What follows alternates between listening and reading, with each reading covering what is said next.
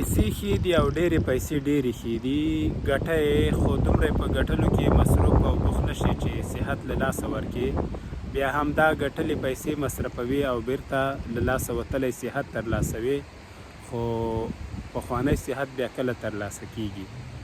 او پیسو ګټلو کې دومره هم مه ډوبېږه چې د خپلو بچیانو روزنه دې له یاده ووځي.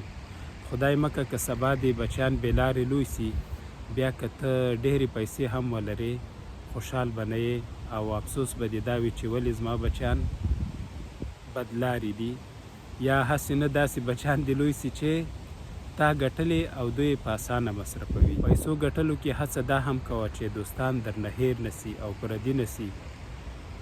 پیسې به هر څه وي، خو مینه او په سختو حالاتو کې لاسنیوی هغه څه دي چې پیسې نه درکوي بلکې دوستان یې درکوي. په پیسو ګټلو کې مظلوم او غریب هم مه هېروه، ځکه د هغو په ځای ته هم کېدلی سوې.